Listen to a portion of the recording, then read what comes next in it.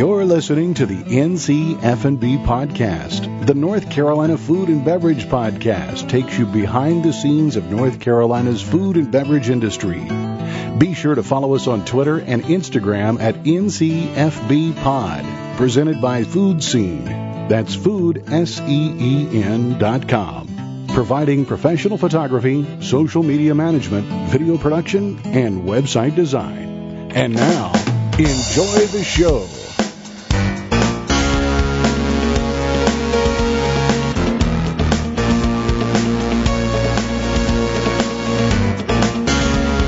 Hello, and thank you for listening to the NCF&B podcast. I am your co-host, Max Trujillo. And I am your co-host, Matthew Weiss. And today on the pod, we have the hero of ham in North Carolina, Mr. Sam Suchoff, who is not only the owner of The Pig, reputable, amazing barbecue out in Chapel Hill, North Carolina, but also the owner of Lady Edison Ham, which you probably heard of. Welcome, Sam. Thanks, guys. Double threat. Yeah, double threat, maybe triple soon, hopefully, possibly. That's Working right. on a few projects. Some breaking news. Well, let's just get into that because we're super curious about that. As the Food and Beverage podcast, we talk about people that do a lot of food, and of course, Matt mentioned you got the restaurant, you've got the ham. We're definitely going to get into both of those. But you just dropped some knowledge on us before we turn these mics on that there's a beverage element that's about to happen in your life. Yes. So let us into that. For the past, we've been working on it for the past 3 months, but I think really only physically working on the space for the past month. Right behind the Pig, the space opened up, and a buddy and neighbor of the Pig, Gary Crunkleton. Hey, guys. Yep. Hey, Gary. Said, why don't we do something? And so we're opening up a bar back behind there, the neighborhood bar, just a real kind of comfortable, really just a neighborhood bar, nothing fancy, So not like the Crunkleton. Not like the Crunkleton. 3, exactly. There's the Crunkleton 2 will be in, Gary's gone from 1 to he's tripled his business. Oh my God. Dude, he is the McDonald's of bartenders out here. He's something else. His energy is limitless. Yeah, seriously. But yeah, no, we're doing something because he lives in the neighborhood, and so when I thought that this would be the best place for a bar for a long time, and this is probably the 4th time around of me actually going through the steps of maybe doing something there. This is obviously the furthest I've gotten. We've signed a lease and we're building it right now. It's happening, yeah. But yeah, it's a really underserved kind of area, and the neighbors are awesome. I've run the Pig there for 8 years, and I've really kind of gotten to know the community, and they're just great people. Yeah. And, we're not looking for anything rowdy. Just, maybe sophisticated. After dinner, a couple drinks, or on your way home, a couple drinks. Or before you go to the Pig. Before you go to the Pig, and then after you eat at the Pig. That's right. You need your digestifs to get all that ham down. Exactly. Hey, man, stick with something great. Well, speaking of something great, let's set the scene here because, Sam, you're not just any barbecue joint owner. You're multifaceted. You've been nominated for Good Food Awards with Lady Edison Ham. Pretty highly reputable company. So I guess just start from the beginning. You were working at the Pig, or what was formerly the former incarnation of the Pig? So I was working at the barbecue joint, which is where the Pig is now. Yeah. And that was run by a couple of guys, Damon and Jonathan, who were doing an awesome job. They were open for 8 years. They were it was kind of like a fly by the seat of your pants kind of place. They were making their own bacon and sausage. And so that's why I started working there. I wanted to kind of learn all that stuff. And so that was kind of my entree into charcuterie, from smoking butts to, curing out whatever. If I had a nickel for every time I heard that. Yep.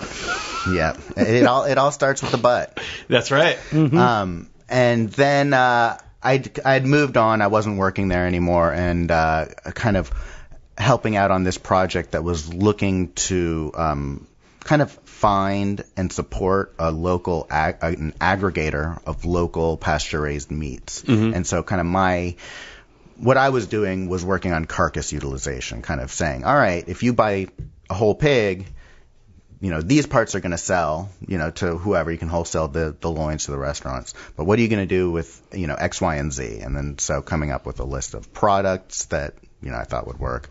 In the middle of this project, someone came up to me and said, "Did you see the note at the barbecue joint? It's closed. There's a sheriff's note on it or whatever." And so I did some research, and I got in touch with both Jonathan and Damon, and they at that point were, we're done, we're out. And they both gave me their blessing to kind of go in and see what I could do. And so basically all the equipment was left there, and the people who had kind of taken it over had no interest in it. They didn't really know what they were going to do. They were probably going to have to take everything out, bring it to an auctioneer, pay the auctioneer to sell everything. And so I just kind of offered them a chunk of money and got everything. At this point, when you were at the joint, were you the pit master, the chef? No. I mean, so the barbecue joint, it was a very loosely structured restaurant. Damon Lapis was the chef owner. Okay. And everyone else, it was not hierarchical at all. And so kind of everyone did everything. Yeah. Or could do everything. Yeah. And so, meaning front of the house and back of the house? Yeah, too? front of the house and back of the house too. Oh, wow. Yeah, absolutely. Because, it's similar to the pig, and where at the pig we don't have a wait staff. You order at the counter, you get a number. We'll bring it out to you. Certainly, especially during busy shifts, there's clearly people who are working with food and people who are working with people. But at between 2 and 5, we can have just 2 people in there running it, and one guy can be in the back chopping Brussels sprouts with an eye on the register for people that are coming in. So what I was doing was kind of similar to that. I had towards the end of working at the barbecue joint, I had been pushing more and more, like I was clearly interested in the charcuterie thing, and they were like, yeah, if you're interested, go for it, and so they actually paid to send me out to Iowa to do Iowa State University they have a meat lab, and you can get a full degree in meat science. They also have these kind of short, long weekend courses on charcuterie, and so they sent me out there to do a course on kind of sausage making. And so I'd come back and we started making our own hot dogs and stuff like that. But there was, probably a year in between the barbecue joint closing, or in between me leaving the barbecue joint and the barbecue joint closing.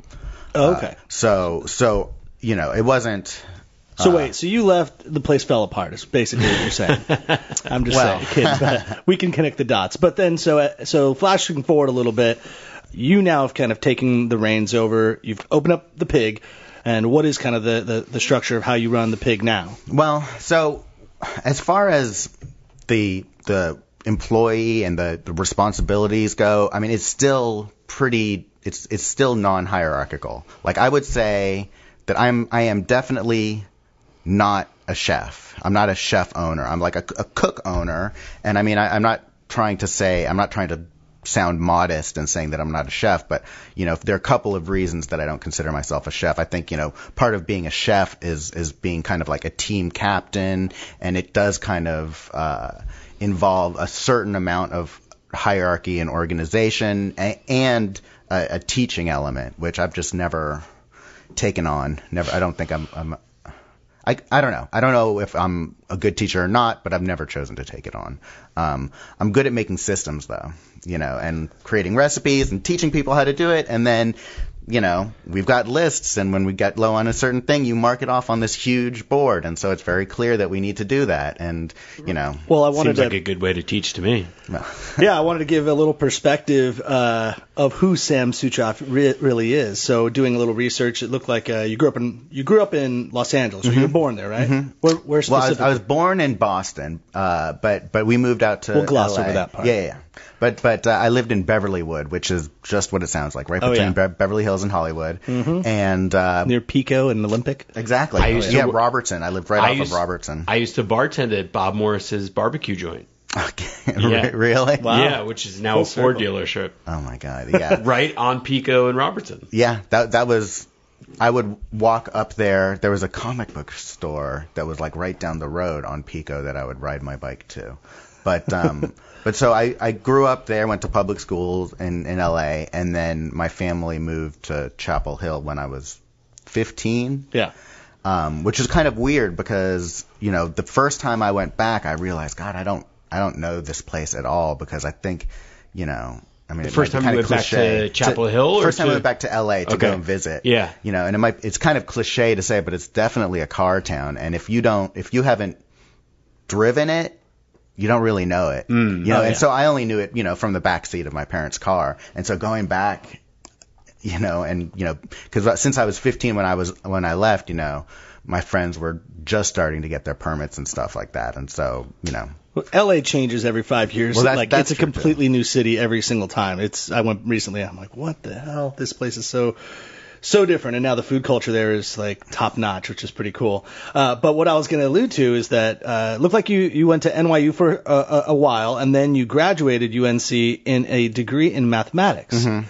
So naturally, you'd become a pitmaster or, start curing ham. I do want to know, how far can you divide pie off the top of your head? Oh, gosh. Come on, man. Into 8 slices, I'm pretty good. Any more than that, it's hard. Oh, you're talking about an actual pie. Oh, look at him. Damn him. Nice.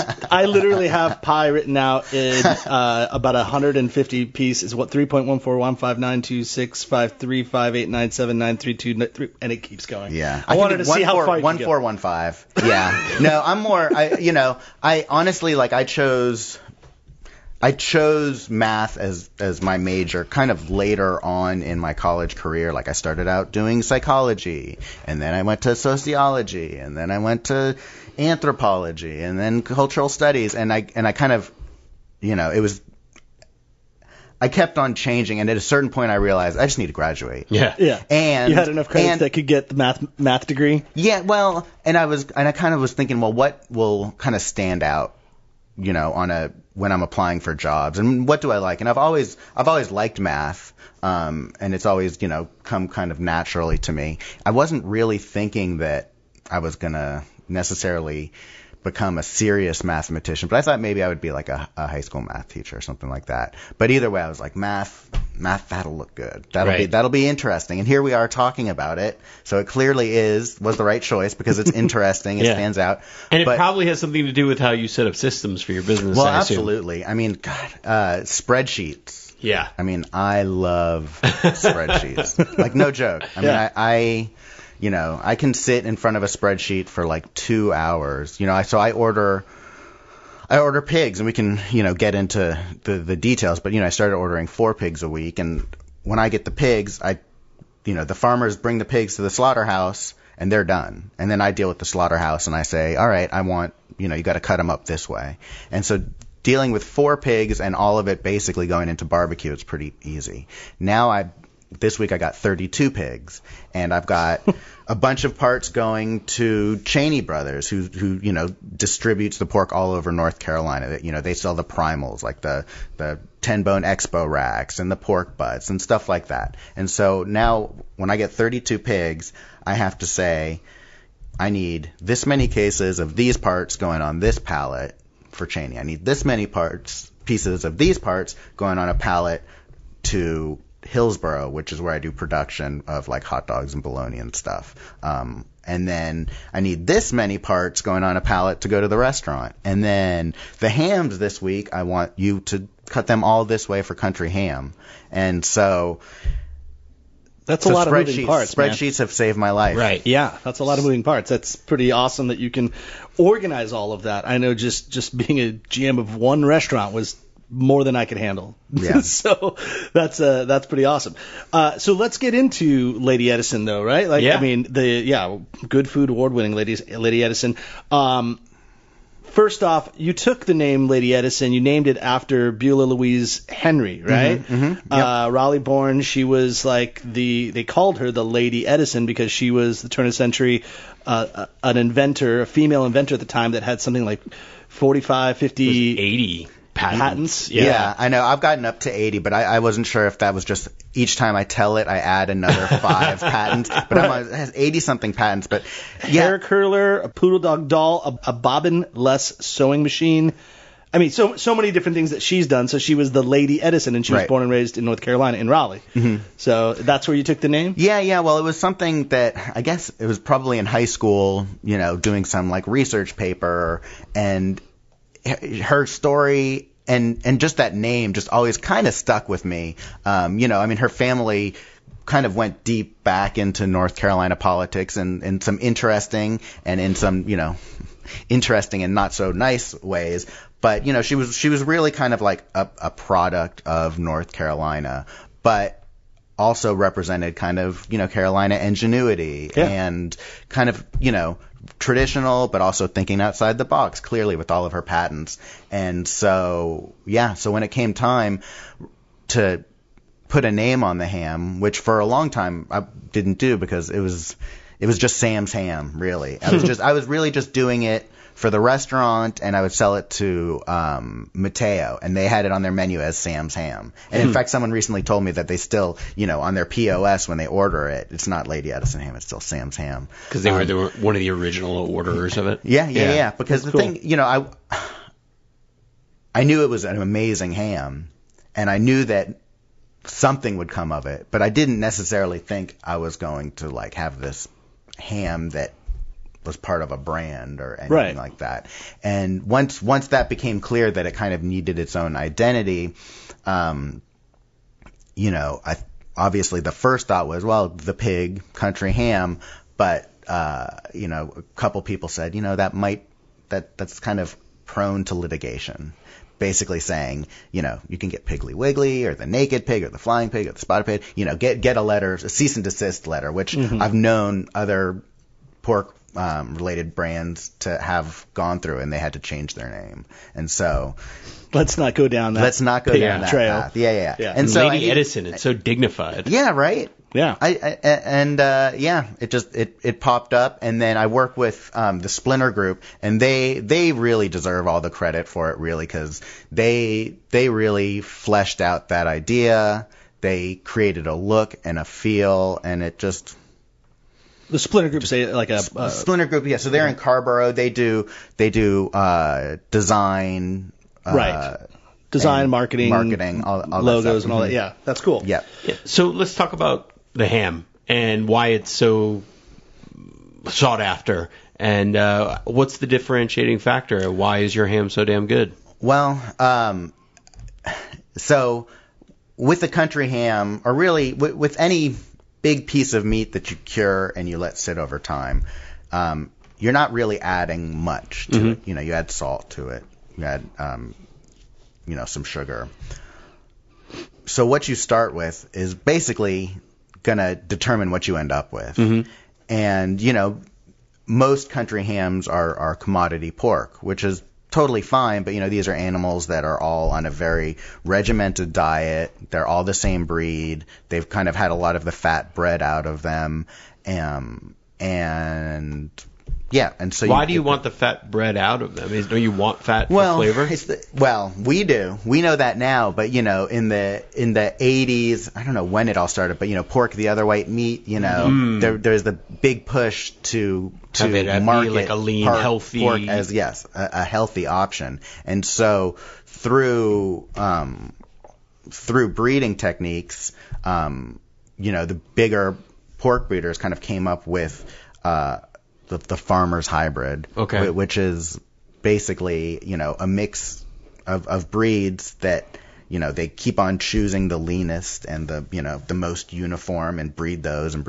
So now they've got a very lean, uniform, consistent pig, which is what you need for mass production. For mass production. Yeah. And so are those type of pigs, let's say, designed specifically for that, to make hams, to make that type of meat? And then are there other pigs that are better for, say, the whole hog barbecue and such? Well, so those pigs, that's not what I'm using. So those farmers hybrids, those are meant to, they're meant to live indoors, to grow quick and to be able to take a lot of, hormones and antibiotics, that kind of stuff. Yeah, that's the stuff that you're buying for packaged cold cuts, basically. Exactly. Yeah. Exactly. So I only buy whole hogs from a group of farmers called the North Carolina Natural Hog Growers Association. Right. So they are a real deal nonprofit co-op, and it's just member driven, and all the members are small family farms. Mm-hmm. So they all raise heritage breed hogs. Each farmer, is autonomous. They're allowed to do whatever mix that they want, but the buyers do come back with comments about meat quality and stuff like that. And so they go back and say, all right, well, this farmer A has perfect pigs and farmer C not so much. So farmer A will then go and they'll work together and say, well, how are you doing this? What do you, how old are they when you do this? How many different types of feed do you have? What are your breeds? And so they work together. Rising tide of pig farmers. Totally. Exactly. Well, they're bootstrapping themselves, and they recognize that if they're going to continue to sell their, hogs at a premium, then they're going to have to be the best. Yeah. People have to recognize the association as a premium rather than just only the individual farmers. Right, exactly. Let's take a quick break real quick to talk about premium products. Oh, yeah. What a segue. Sam, we're going to do something a little bit differently. We always give all of our guests of the show a gift bag to go home with, and the gift bag is awesome. It's filled with a bunch of really great products, and sometimes we mention them, and sometimes you just find this goodie bag at the very end of the day. We're going to give this to you now, and that way you can indulge in fun and fantastic things, maybe not on the drive home, but perhaps when you get home. Yeah, or in your new bar as you're pulling out. That might be on your back bar. That's the Social House Vodka coming out of Kinston, North Carolina. Oh, Kinston. Go Kinston. Yeah. They are popping. Wow, that's great. That's a beautiful label. Yeah, and it's all made of corn and water from the Black Creek Aquifer. That bag you're about to pull out right there, that's a little Michael's English Muffins from our friend Annabelle Commissar. She just opened up her own brick-and-mortar shop, but she sells her fantastic fresh homemade English muffins all over the Triangle to some of the best restaurants in town and just even at farmers markets for everybody else. And that is a Ramona wine cooler, which is a Sicilian grapefruit wine spritz by Jordan Salcito, who is the director of beverage for David Chang. Oh, wow. Cute. Amazing packaging. You can get, you're drinking some coffee right now. You even commented that was good coffee you're drinking. Well, that's Larry's coffee. Oh, yeah, that's this right here. We know Larry's. He does some awesome stuff. That's a slow roast coffee with an emphasis on sustainability using fair, organic, and shade-grown beans. That specific bag in there was curated by Jeremy, who runs 42 in Lawrence, one of Larry's restaurants, but he knew you were going to be on the show, so he said, that's the blend I want to give to Sam. Oh, yeah. So it's got a little smoky ham hock flavor. Oh, yeah. I don't get enough pork these days. You're right. It's got my name on it. And then it looks like you're not always clean shaven, so the good part is you have Magnum beard oil in there. It's no nonsense beard oil, and it even comes with a little beard comb, so you can handle your. And those guys are local North Carolina. You can find them at the farmers market and stuff like that. Well, I'll put a little plug in for Moshi Moshi, which my partner runs in Chapel Hill and Durham. Clearly, this doesn't have to be part of it, but I'm gonna bring this to her. Yeah. And she'll know. Cool. Yeah, she is a hair salon, a couple hair salons. Yeah. Oh, cool. Moshi. I guess if I'm gonna plug him, I should. What's her name? Catlin Heddle. That's right, Catlin. Yeah, I didn't know if it was Caitlin or Catlin. I didn't want to say it wrong. Yeah. And then lastly in there you have from Hungry Harvest, they donated a shirt, but also a gift card that's inside. That's going to give you your first box of vegetables delivered to your home, which is really great. And any of our guests that want, or any of our listeners that want a box of Hungry Harvest fruits and vegetables delivered to their home can use the NCFB promo code in their first order to receive $5 off. So that is our great little gift bag, and you can have some fun with that when you get home. But let's get back into premium products and what we were talking about just before we finished. Okay, premium products. All right, so pigs. So all the farmers raise a three-way cross of Duroc, Berkshire, and Chester White. All three of those are heritage breed hogs, and I mean what that means is they're old school bloodlines. Say that again. Duroc, Berkshire, and Chester White. And so all of these hogs are great for living year-round outside, and all the farmers are Animal Welfare Approved, which means that not only, no antibiotics, no hormones, pasture raised, but it goes deep, deep, deep into how they treat and maintain their land. And it means not inside at all. They have access to shade whenever they want it, but and so you need a hardier pig for that for sure. And so that's why these 3 breeds. Well, and they move the pigs around too, right? So they're getting a lot of activity, and they're keeping them in shape, essentially. I mean, obviously they're pigs. You want to have a little bit of fat content, but you want good, healthy pigs, and their quality of life is to good. Be humanitarian. Well, the pigs are they're allowed to do whatever, but they're certainly not lean. I mean, they're again, there are certain breeds, called like lard type pigs, which are bred to have lots of fat, like Mangalitsa's or what's it, like Mulefoot and a few others, which you don't have to really do much to make them fatty. Their genes create fat. Well, that's like Johnston County hams. I think they typically do a Mangalitsa ham, right? And that's so they do a specialty. The Mangalitsa is kind of a specialty ham that they do, and it's similar to the Lady Edison hams in that there's a good amount of fat in between the meat and the skin. Mm-hmm. And so what Rufus found was that he's able to age those hams for longer than he can age, the typical hams that, he's getting, through Smithfield or whoever, the big commodity companies. But since they have more fat, they've got this kind of outer layer that kind of mediates both the salt penetration coming in and the water penetration going out. So they dry kind of slower. And so if you were to take a really lean ham and age it for a year and a half, I mean, unless you had a very, very, specifically designed environmental chamber that really controlled the humidity and the temperature precisely, you're going to end up with something very dry. Mm-hmm. But the fat plays a huge part in allowing it to dry out slowly. Plus, not just the fat on the outside, but, the inside, intramuscular fat. I mean, it keeps it moist even as it dries. Also, the fact that they're outdoor pigs, the skin is, 3 times as thick as an indoor pig. And, part of that is because, they're rubbing up against trees. They're, they've got the sun shining on them.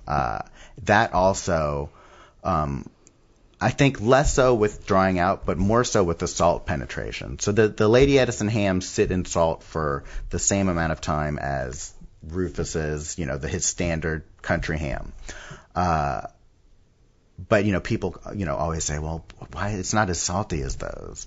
And part of the reason is that Lady Edison is not as salty as Johnson County. Yeah, or just not as salty as a standard country ham. Okay. I mean, basically what I'm saying is that the Lady Edison hams are cured out just like a country ham. We have not come up. I didn't come to Rufus and say, I like what you're doing, but can you do it like this? Can you country ham is awesome, but everyone wants the Spanish ham. Can we do this?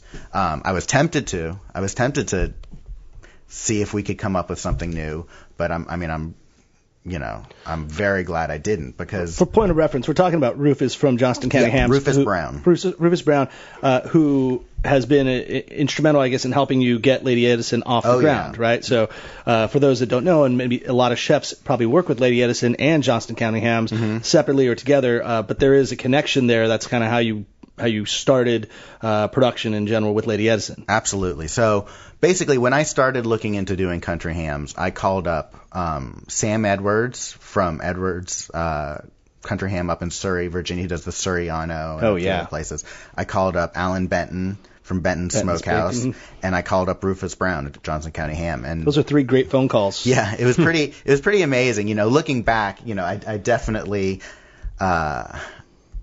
my naivete was helped me out there, because I don't know if these days if I would feel comfortable just like calling up all these kind of big names in country ham, but I was like, I didn't know any better. Isn't that so true? Like when it's like young and dumb, but so helps in that because you don't have any fear. Well, all three of them, like, you know, I was probably on the phone with Alan for an hour, and I just called, and he was just there at the shop, and we just started talking. And, you know, he's a little far away, so getting hams to him, you know, would be difficult, but... Yeah, this is Benton's bacon that's coming out of Tennessee, I believe, right? And he is a James Beard Award winning countless times. I think it's maybe not countless, but I think it's like 4 times over he's won for his bacon.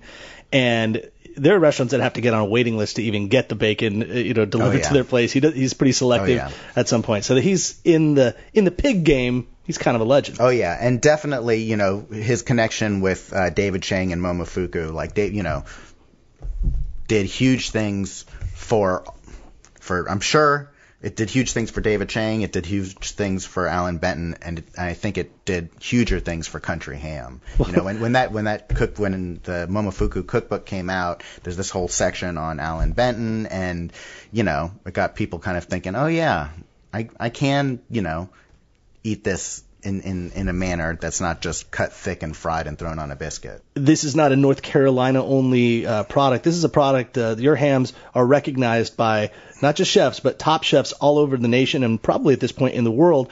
But the most expensive ham, the leg of ham commercially available, is this Iberian Manchado de Jabugo. I think I'm saying that right. It's like $4,620 a leg, produced by Eduardo Donato. Are you familiar with this guy? We're buds. We hang out. Yeah, right. Whenever he's in town, he's coming over. Sleeps soon on my couch. But he does his breeds like a spotted Jabugo. Where is your perspective of how long do you raise your pigs? How long do you age your pigs? Kind of in that, just to give a perspective. So the farmers take around 8 months to raise these hogs. You know, they're outside, they're foraging, but they always have access to supplemental feed. And what's amazing is that it's not just any supplemental feed. The co-op actually raises their own non-GMO corn and soy, and then through you know, got some grant money and bought an actual mill. So they mill their own supplemental feed, and now all Lady Edison pork is, you know, certified non-GMO, which is kind of crazy. That's really cool. Having the supplemental feed allows, you know, the pigs to kind of grow at a faster rate than if they were just, you know, eating grubs and stuff off the ground. And so 8 months for them to grow full size, and they're top hogs, which basically means that they average 250 pounds hanging. So once they've been slaughtered and bled, 250 pounds. Wow, that's pretty good sized pig. Yeah, that's that size pig. Like if you think of a pork chop that you would get at a restaurant or at the grocery store, that size pork chop, you need a top hog. You know, anything, you know, barbecue hogs, you know, are anywhere from 50 to 150 pounds, and they're great. But, you know, if you need to make money off of every part, then, you know, a top hog is kind of like the most efficient. And it's the most efficient for the farmer, too, because they can sell, like I can buy barbecue hogs, smaller pigs from the farmers, but they cost more per pound, just because the initial investment in the hog is kind of the largest investment. Yeah. And so it makes most sense for them to sell their pigs at this top weight, so 250 pounds. So a couple of questions there. First question, you know, I'm Jewish, so we have, I don't keep kosher, but obviously the main thing about kosher is the way you slaughter the animal in a very humane way. Is the slaughterhouses, is there something going on in terms of is specialty? They're all part of the Animal Welfare Approved Carolina pasture-raised pork, right? That's a specific designation. Right. And so one of the many amazing things about Animal Welfare Approved is it's one of the only labels that goes beyond the farm, and actually to be Animal Welfare Approved, your animal has to be slaughtered at an Animal Welfare Approved slaughterhouse. Okay. So, so we work with Acre Station, which is a second generation slaughterhouse. They've got Acre Station Meat Farm, which is, you know, kind of a cross between a grocery store, country store in the front, and then they've got the processing in the back, and it's run by two brothers, and they're amazing. They're great. They're, you know, it's not one of these places that's, you know, running through thousands of pigs a day. It's really, you know, everything is by hand, and so the slaughter is absolutely humane as possible. Yeah.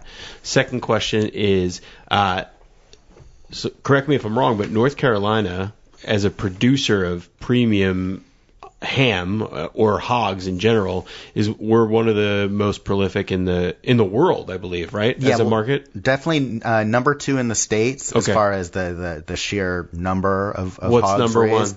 1? Iowa. Okay. I haven't checked that sucks. recently. Yeah, well. Yeah, they can. We get the pig skin. They get the rest of the pig, I guess. Oh, nice. So, okay. It seems to me what you were talking about before, especially when hogs are outside and the food sources, that weather and environment plays a big part in the whole equation of them being quality and the overall resulting taste. Well, so absolutely. Yeah. So you're into wine. So terroir is something that's always talked about with wine, but really with anything, especially anything raised outdoors by hand. If you want to taste a North Carolina hog, you want a hog that's raised outdoors in typical North Carolina, environment. Seasonal environment, because we have seasons here, obviously. Yeah, so. and it's a breed that's meant to thrive in North Carolina. It'll thrive many places, but with the weather here, it works. And with the 8-month life cycle that they have, is there a specific time where they're mostly doing their breeding, or this happens throughout the year? And then if it's the second, is there differences between in flavor in any way between from what time of year they're born? If they're Libras as opposed to Tauruses, we all know about those Libras. Yeah, no. So they're breeding, constantly. Constantly, because okay. I get pigs every week, so they have to have the hogs at the right stage every week.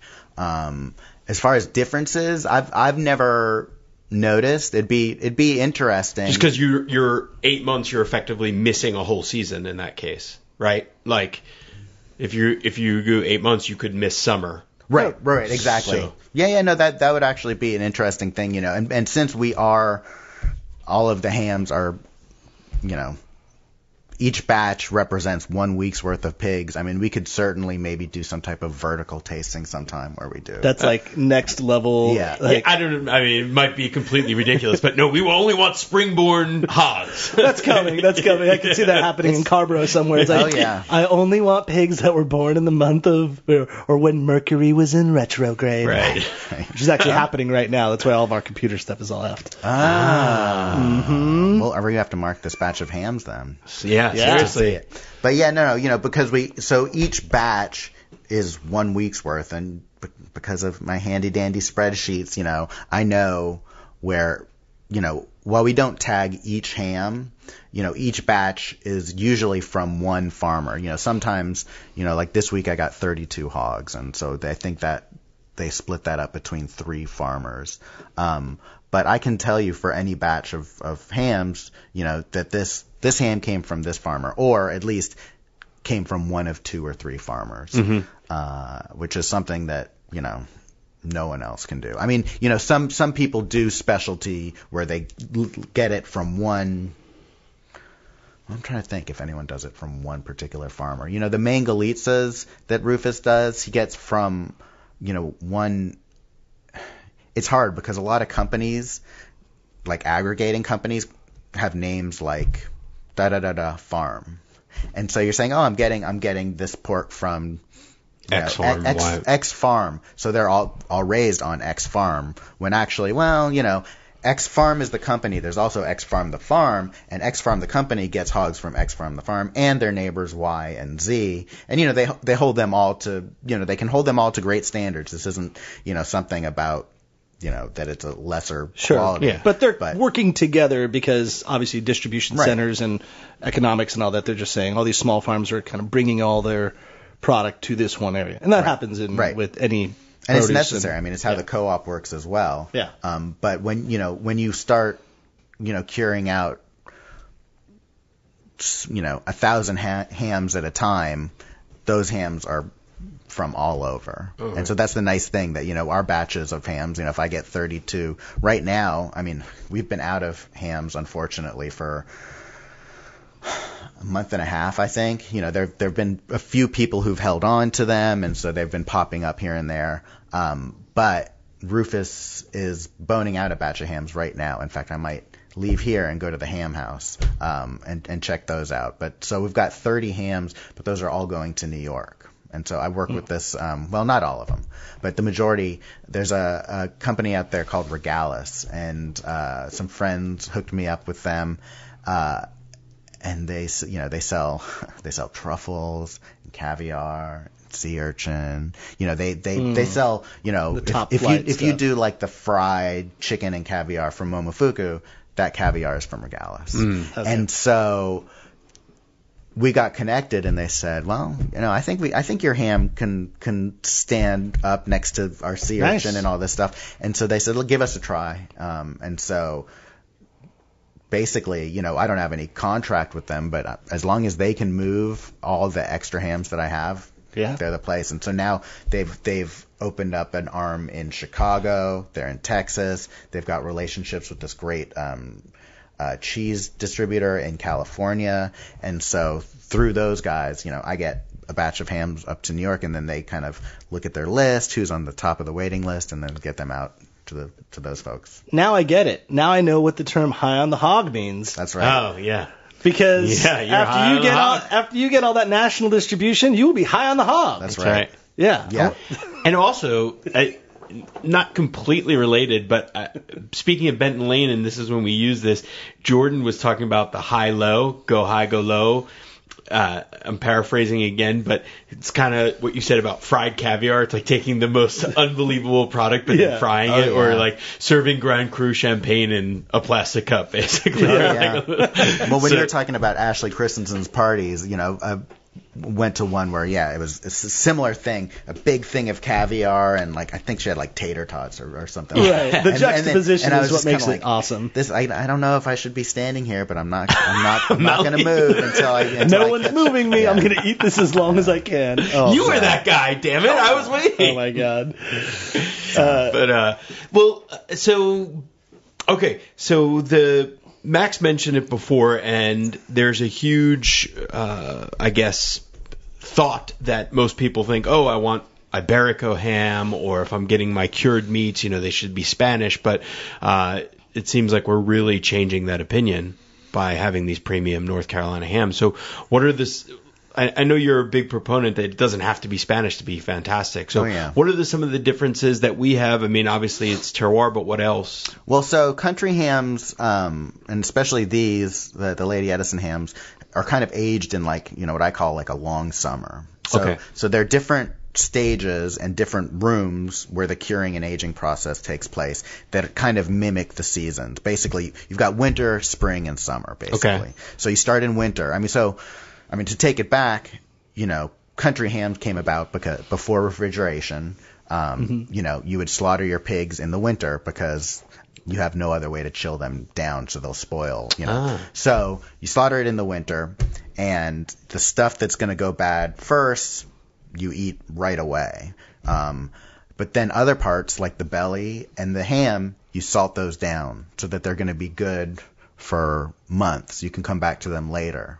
And not only is that how country ham came about, but I believe, that's how prosciutto and Spanish ham and French ham all came about. I mean, I personally believe that, prosciutto wasn't born as prosciutto. Prosciutto, the first Italians curing out hams were doing it just so that the ham would last longer. Yeah. And then it was probably something when it was like, all right, we're out of all the other meat. Everyone kind of rolled their eyes. They soaked the ham in water, and they cooked it, however, in the same way that most people think of how you eat a country ham. But since refrigeration came about so late in the history of Spanish, Italian, and French hams, there was time for that product to evolve and for people to start saying my neighbor, I don't know what he does, but his ham is so good. Yeah. We don't even salt it. We just eat it. Yeah. And then those kind of, from that, I believe, was born this kind of higher end ham. Yeah, without technology, it became a necessity. But with country ham, started curing out hams, and then a couple generations later, we had refrigeration. And so there wasn't that same kind of time frame for the product to kind of percolate, and for people to even struggle explore or it. like through the struggle though of not having refrigeration, it made them really have to get creative with how they're going to make this preserve when there was no meat to eat at the end of the next season, right? So right, yeah, and it was when refrigeration came about, they were like, oh, thank God, no more. We don't have to oversalt all of our food to eat it. But whereas in Italy, I like it that way. Yeah, in Italy and Spain, there were people like, oh yeah, no, well, yeah, we don't have to do this with all the hams, but this is our grandparents did this, and this is part of our tradition now, and so we value it. And I think that the short American history has a lot to do with why people perceive country ham as in a different category of the Italian, French, Spanish hams. But kind of coming back around to your question, I mean, that I believe that's the biggest difference between them. They're birds. They're the length of time that they have had to become what they are. Yeah, generations of know-how. Yeah, and I mean, another thing is that since country hams have never really been appreciated as anything other than a relatively inexpensive breakfast meat, as bigger ham houses, commodity ham houses have opened, the kind of smaller old school ham houses have closed. And I mean, I don't know how many old school ham houses we've lost, but I mean, the fact that Rufus is still around is amazing. It's very, very lucky. And it's without Rufus, the Lady Edison country ham would be kind of like a new American thing. I could find someone at some ham house who could figure out a way to cure it and have it taste delicious, like a prosciutto or whatever. But what's so special about Lady Edison ham is that it's, number one, you start with the pigs. The pigs are, the same breeds, raised the same way as generations and generations ago. The exact same is true about how they're cured out. And so Lady Edison ham, while it's a new brand, it's a very old product. And, it's special. I think in a lot of, like with spirits, for example, a lot of people are going back to the way things used to be done, and there's a new appreciation of that. And I think the technique of how it was done. The techniques and the ingredients, like, oh, well, actually they use these grains or whatever. And I think that's what's special about Lady Edison ham. It's not special because I say let's do a little less salt, or let's experiment. It's basically like let's take this thing that people are have only experienced kind of the mid-level, and let's do it 100% authentic with the best ingredients that we can, and best both in quality and sustainability and ethics, but also in how similar they are to what was originally used to make country hams. And so it's eating a Lady Edison ham is a lesson in what country ham really started out as. Nice. I want to get into more about where you can purchase these things. But before we do that, I want to talk about where you can purchase some other great wine to drink with your Lady Edison ham. And that is, of course, the Triangle Wine Company, which is a great sponsor of ours. And they have 3 locations throughout the Triangle, and one in Southern Pines, and one coming soon to Holly Springs, my backyard. Yeah. Dropping the news. Yep. It should be opening probably November-ish, so you'll be able to get all your Thanksgiving things out there. Nice. So you'll get your wine delivered to your house out in Holly Springs. Yeah. No need to drive. No need to drive. Yeah. You shouldn't be driving if you're thinking that you want booze. And especially, maybe on a weekend you've already imbibed a little bit and then you want some more. Well, you just call up Triangle Wine Company and they'll deliver it to your door. You can get the best wine and beer in North Carolina and representing all around the world at Triangle Wine Company.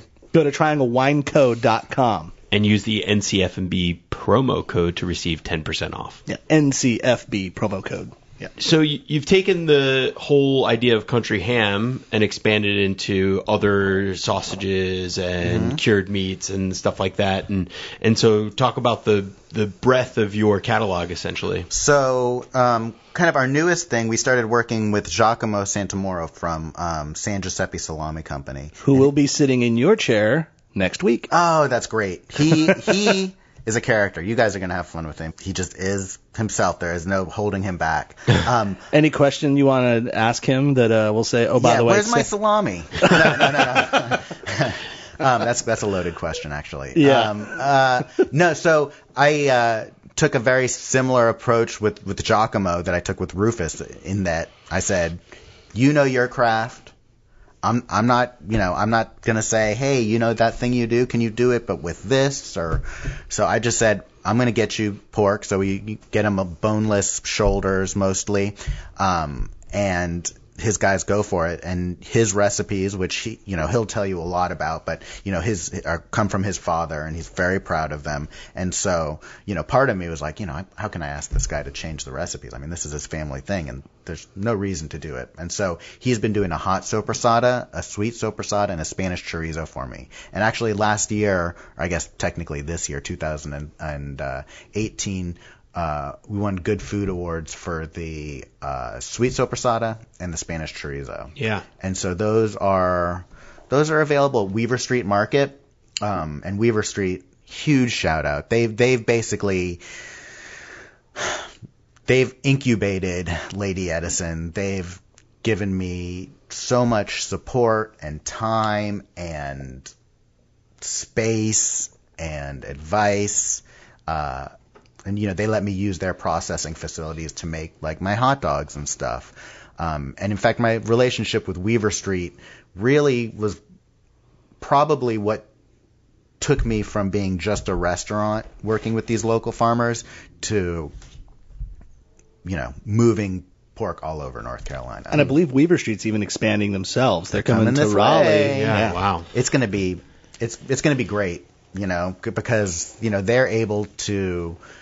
They don't need the same square footage as, a huge grocery store. And so they're going to be right downtown. They're going to have, hot bar, all that stuff. But then you're going to be able to get, like, they've got the best local cheese selection and, Yeah, for those that don't know, Weaver Street is kind of akin to a Whole Foods, but what Whole Foods probably was long ago when they started in Texas, Austin, when it Texas. first started. Yeah, exactly. Yep, so they're a real deal co-op, just like the hog farmers are a co-op. So Matt, we're going to have to stop doing this podcast because we're letting the secret out.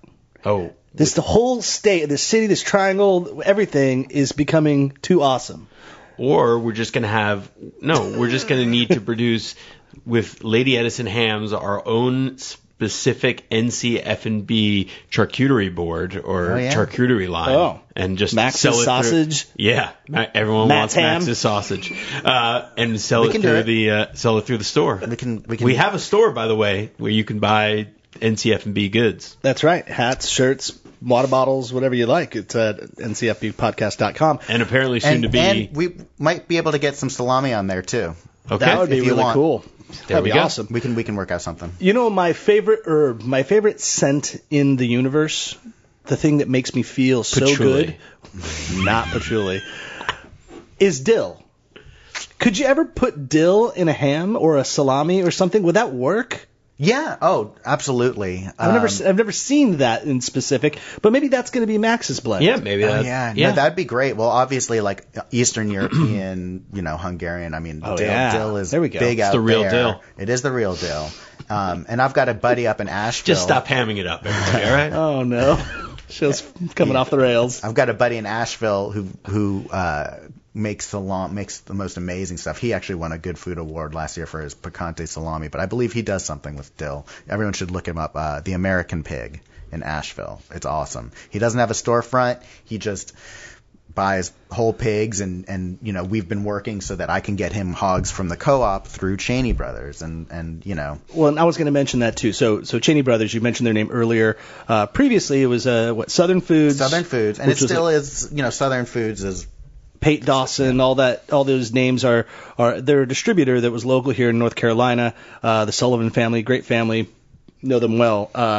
But Cheney Brothers is a larger distributor coming from Florida, I believe, and they came up. They purchased Southern Foods, Pate Dawson, but essentially the business it's still the same as far as the products you can get. They very much appreciate all the local stuff, and that was really what was attractive to Cheney Brothers, is that they're keeping it very local out here. So Lady Edison is distributed through Cheney Brothers. So if you're a restaurateur or a chef, you're probably pretty aware of who the Cheney Brothers are. They're a larger distributor, but that's where you can access wholesale purchasing for Lady Edison Ham. Just good luck, right? Yeah, good luck. Right now they don't have any, but you know, that's where you would get, like, if you got pork chops on your menu and you want, you know, local pasture, if you want, you know, the type of pork that you would otherwise have to go to your farmer's market to pick up yourself, you can get that from Cheney Brothers. So, you know, pork butts, all that stuff. Get in touch with Cheney Brothers, shoot me an email. You can go to ladyedisonpork.com and get in touch with me. But yeah. Yeah, so that's what I was going to say, because all that stuff is sold directly to restaurants. Like a consumer could just somebody who wants to cook for their family. Well, yeah, so a consumer can go to Weaver Street now. So, okay. You know, as I was saying, like Weaver Street was kind of like the stepping stone. So Weaver Street, before I had even started, had tried to do a whole hog program because, you know, they sell pork chops and pork roasts and some ribs, and they have a hot bar and they do some cooking. But they were never able to make it work. It's because I mean, you buy a whole animal, you really have to, you know, make some money off of every part. Yeah, you got to have a game plan for it all. I mean, even just the tallow, right? Like just the fat. Oh, yeah. Yeah, well, yesterday I had a fella who runs a deer processing facility come and pick up 4 cases of pork fat because, you know, during deer season, when they're making, you know, you bring your deers to get processed, if you want sausage, you know, there's no fat on venison, and so they mix it. And this guy's like, I don't know what it is about your fat, but everyone loves it. That's and I was like, well, I can tell you, yeah. I hear that at the bars all the time. Yeah. I know. We should get shirts made, I think. I don't know. You're fat. Yeah. I don't know what it is. We need to about shut your down. fat makes me happy. Yeah, exactly. So consumers, though, also if they want to buy your cured meats or chorizo or salamis or stuff like that, they can buy at Weaver Street. But also, so pork chops, tenderloins, roasts, all of that at Weaver Street are coming from the pigs that I buy. Okay. So that's kind of the relationship that I have now with Weaver Street is they're like your exclusive vendor. Yeah, so they allow me to use. They have a food house in Hillsboro, which is a NCDA inspected food production facility, and what that means is that if I make anything there, I can wholesale it. So when I started working with Weaver Street, I was having Acre Station make bacon for me. And so I was selling that to Weaver Street. And so we started talking, what else can you get us your barbecue? Can you get us your hot dogs? And I said, well, you know, I'm under county inspection like any restaurant. I can sell hot dogs one by one, you know, over the counter. You can take it to go, but I can't package it and then sell it to someone else who's going to sell it. Being NCDA inspected means that I can do that. And so they really went out of their way and kind of redesigned a few elements of their food house so that I could come in there and make this stuff. Oh, wow. And so in exchange for using their space, I now basically run their raw pork program. So instead of them having to figure out how much pork they need for the week to supply all the stores, I kind of keep track of all their sales. And then each week when I send in my cut sheet to Acre Station, they recently got some new packaging equipment so that they can cut and pack individual retail-ready pork chops. They can pack up the tenderloins retail-ready. And so, so every week I order a bunch based on previous sales. Again, God bless spreadsheets.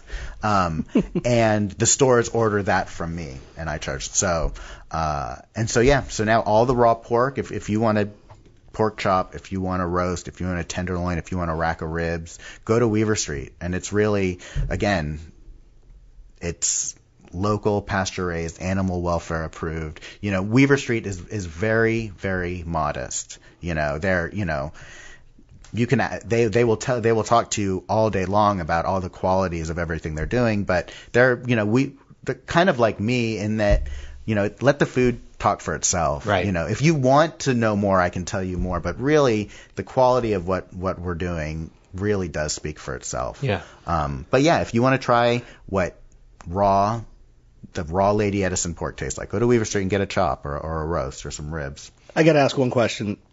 At the end of the week, you're at home, you're with your partner, you're just sitting down for your own meal. Do you eat pork at home? I do. Not a ton, although... Where's the beef? Yeah. No, I think mostly... God, what do I cook at home? Yeah, by the way, for those of you who can't see him, Sam's like a lean guy, seems to be pretty in shape, and so to be in the food business and be around all this food, you've got to be pretty disciplined. Well, I'm in the runaround business. Yeah. I'm running around. I mean, to move every piece of the pig, because what Cheney Brothers wants every week changes. How much pork I'm moving at the restaurant every week changes. Fortunately, the demand for the hams is such that at this point all the hams get cured, so I don't have to worry about that. But every now and then I'll be like, oh my God, I've got 8 cases of X and I don't know, there's no home for them. And fortunately, because I kind of came up through the restaurant world, I've got a lot of connections and I send texts out, hey, do you want this? Can you take this? I'll discount this. So there is a lot of, it's a hustle. You're a hog hustler. I'm a hog hustler. That's a new shirt. That's another one. I know. There's a lot of shirt ideas. Yeah. I know. You've got room for a screen printing. Seriously? Yeah. Maybe we just need to do that. Yeah. Well, thank you, Sam. Matt, you ready to go buy it, eat some ham? One last simple question. So if somebody outside of this area wants to is shopping at their local market or whatever, the couple of things to look for if you want to get high quality pork products is Animal Welfare Approved. I can't speak highly enough of them. I think. Is there a stamp on the packaging that you would look for? There is. Yeah. Google Animal Welfare Approved. And I think recently the New York Times wrote about these different, what all the different labels mean, and Animal Welfare Approved was like the tops, because unfortunately the market is flooded with all types of misleading labels. Sure. And there are claims that you can make that all right, sign this affidavit that you're doing this, and we'll let you put this on your label. And, that makes it sound a lot easier than it is. It's very hard to get labels approved. But a lot of claims like all natural, if you look behind that, like, all right, what does that word connect to as far as practices go? Nothing. It's pretty vague. And then also, well, what does that label connect to as far as, checking up to make sure people are doing what they're doing. Yeah. So go look up Animal Welfare Approved. They're a Greener World is the kind of they're a nonprofit, and they do Animal Welfare Approved. They do certified non-GMO, and they do grass-fed for beef and lamb. And so they certify, and they're really a farmer-based system. Most of their auditors are farmers. Probably 95% are farmers. There's Bill, that one dude. Oh, yeah, and then Bill. Yeah. But those are people we can trust, is what you're saying. Yeah. As a consumer, you're in the market, you're looking around, because people listen to the show all over the world. We're internationally famous and well known. So if you're in Luxembourg or Japan or Brazil, I was going to say Brazil, you can look for these type of certifications. And Animal Welfare Approved is spreading outside of the United States. I'm not super familiar with where, but they are. But with any label, honestly, labels exist because most of us don't have the time to do the homework with every single thing we buy. No one does. I don't. And so, labels are our shorthand. Mm-hmm. But, I would suggest to anyone who kind of has a label that they trust just to, spend 20 minutes online Googling it. There are kind of lists that compare different labels to each other and really say what they mean. I believe this means something to me. New York Times put out something. I believe Consumer Reports put out something. And instead of kind of saying, wow, this label it sounds good, the label looks kind of pretty, I think that must mean something good. I would start with, what do you want? Like, do you want the animals to be treated this way? And then go through that list and then find the label that means that. Nice. Yeah. Back it up. I appreciate it. Well, thank you. Yeah, we'll have to talk about possibly working together with some ham. You'd always have a fan in ham with this guy over here. And yeah, Matt doesn't have to tell his family or anything that he's eating all those pork products, but I'm also too. A member of the tribe, so I figured. So I catch a lot of how grief. Ironic, but the rules of kashrut, as we say, need to be updated from ancient times. So, exactly, yeah. I know. Exactly. Yeah, thank you for coming into to one of the last few. Should we even announce here? One of the last few episodes done at the home studio, and soon to be recording in the new downtown Raleigh studios. Matt, what do you got? Well, Sam, great meeting you. Thanks for being here. Everybody out there, look for Lady Edison Hams at Weaver Street Market and the neighborhood bar. Yeah, come have a drink. What's the name of the neighborhood bar? That's it. The neighborhood bar. Yeah, it's kind of like the pig. You can tell that I'm not. I don't go to. I mean, I guess Lady Edison has like some backstory to it, but other than that, I like to kind of keep it. Name it what it is. Go to the Pig in Chapel Hill, and you will eat and drink extremely merrily. Guests of the NC F&B podcast receive a swag bag, including gifts from these exceptional North Carolina producers: Social House Vodka, Hungry Harvest, Michael's English Muffins, and Larry's Beans and 42 in Lawrence. Thanks for listening to the NC F&B podcast. I am the voice, Brian Hoyle. And if you've stuck with us this long, review us on iTunes, and remember, 5 stars are encouraged.